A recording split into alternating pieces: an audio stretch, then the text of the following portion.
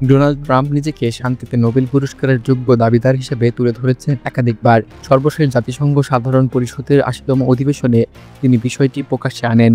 যদিও তিনি এখন মনোনীত হননি, তার বক্তব্য এবং দাবি ঘিরে আন্তর্জাতিক মহলে তৈরি হয়েছে বিতর্ক। শান্তির পুরস্কারের জন্য সত্যিই কি তিনি উপযুক্ত, নাকি এটি কেবল রাজনৈতিক নাটক?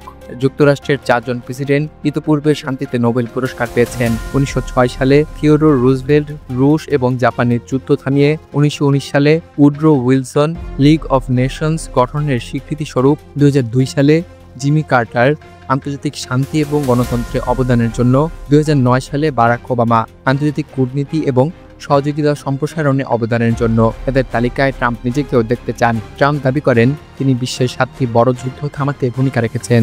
তার ভাষ্য অনুযায়ী সেগুলো হলো আর্মেনিয়া আজারবাইজান সংঘর্ষ, থাইল্যান্ড কম্বোডিয়া দ্বন্দ্ব, রুয়ান্ডা কঙ্গো শান্তি চুক্তি, ইরান ইসরায়েলের 12 দিনের যুদ্ধ, ভারত পাকিস্তান সমঝোতা, মিশর ইথিওপিয়া জলবন্টন বিরোধ, সার্বিয়া কসোভোর দীর্ঘদিনের সংঘাত। তবে এসব দাবির বাস্তবতা নিয়ে আছে বিস্তর বিতর্ক। বিশ্ব যখন গাজা এবং ইউক্রেন যুদ্ধ নিয়ে উদ্বিগ্ন, তখন ট্রাম্প এসব গুরুতর সংঘাত থামাতে দৃশ্যমান কোনো ভূমিকা রাখেননি। বরং গাজার ব্যাপারে তিনি ইসরায়েলকে শর্তহীন সমর্থন দিয়ে চলেছেন। ইউক্রেন নিয়েও তার অবস্থান স্পষ্ট নয়।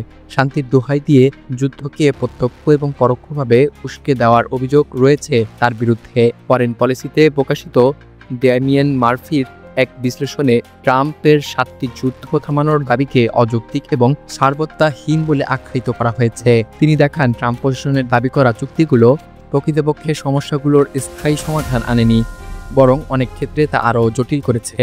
উদাহরণস্বরূপ, নাগর্নো কারাবাখ চুক্তি বাস্তুচ্যুতদের নিরাপত্তা নিশ্চিত করতে পারেনি, বরং মার্কিন অর্থনৈতিক স্বার্থ রক্ষায় ব্যবহৃত হয়েছে। কঙ্গোতে M23 বিদ্রোহীদের সহিংসতা বেড়েছে, যেখানে জুলাই মাসে ১৪০ জন বেসামরিক নাগরিক নিহত হয়েছে।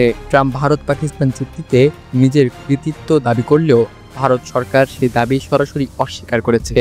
এতে যুক্তরাষ্ট্র ভারত কূটনৈতিক সম্পর্কে উত্তেজনা দেখা যায়। অপরদিকে বলকানে সার্বিয়া কসোভোর বিরোধ আজও বিদ্যমান, যেখানে ট্রাম্পের ওয়াশিংটন চুক্তি প্রায় অচল। একইভাবে থাইল্যান্ড কম্বোডিয়া সীমান্তেও সংঘর্ষ বন্ধ হয়নি। ট্রাম্পের ভূমিকা অনেক ক্ষেত্রেই প্রতীকী অথবা লোক দেখানো বলে অভিহিত করা হয়েছে।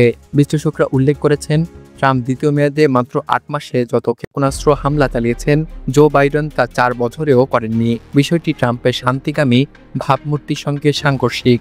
তিনি যুদ্ধ থামানোর দাবি করলেও অনেক ক্ষেত্রে পরিস্থিতিকে উস্কে দিয়েছেন অথবা সামরিক শক্তি প্রয়োগে উদ্বুদ্ধ করেছেন। দি গার্ডিয়ানে প্রকাশিত একটি পাঠকের চিঠিতে বলা হয়েছে, ট্রাম্পের মতো একজন কূটনীতি বিমুখ অশান্তিপ্রিয় নেতাকে নোবেল পুরস্কারের মতো মর্যাদাপূর্ণ তালিকায় যুক্ত করা হাস্যকর। চিঠিতে বলা হয়, তিনি মনোনীত হয়েছেন, এটি তেমন গুরুত্বপূর্ণ না।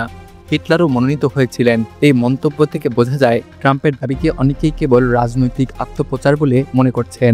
ডোনাল্ড ট্রাম্প নিজেকে শান্তির নায়ক হিসেবে প্রতিষ্ঠিত করতে চাইলেও বাস্তবতা বলছে ভিন্ন কথা। তার দাবিকৃত শান্তি চুক্তিগুলোর কার্যকারিতা প্রশ্নবিদ্ধ। বিশ্বের বৃহত্তম সংঘাতগুলোর ক্ষেত্রে তার নীরবতা অথবা পক্ষপাত দুষ্ট অবস্থান তার দাবি দুর্বল করে। ফলে প্রশ্ন ওঠে, ট্রাম্প না হিটলার, কে পাবে নোবেল? নাকি নোবেলই হারাচ্ছে তার মান?